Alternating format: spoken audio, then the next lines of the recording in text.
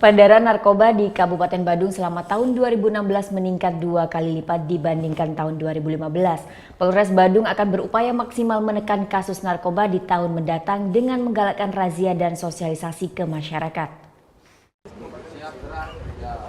Kepolisian Resor Badung mengungkap sejumlah kasus narkoba sepanjang tahun 2016. Kapolres Badung AKBP Rudi Setiawan mengungkap selama tahun 2016 kasus narkoba yang ditangani Satuan Reserse Narkoba meningkat 2 kali lipat dibanding tahun lalu. Jika tahun 2015 jumlahnya hanya 34 kasus, tahun ini mencapai 66 kasus.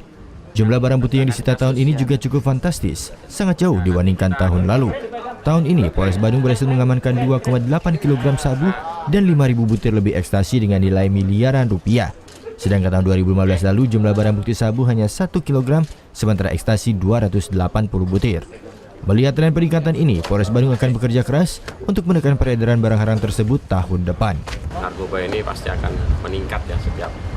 Makanya kita harus giatkan bersama-sama untuk berikan ceramah-ceramah ke sekolah-sekolah, razia di jalan, kita laksanakan razia di tempat-tempat hiburan untuk mengurangi. Zaman ben ngerayain tahun baru beli. Sementara jelang malam pergantian tahun, Kapolres Badung menerbitkan himbauan kepada masyarakat agar tidak merayakannya secara berlebihan. Kapolres mengimbau masyarakat untuk merayakan tahun baru di rumah tanpa menyalakan petasan atau kembang api karena cukup membahayakan. Muhammad Hasanuddin melaporkan untuk NET.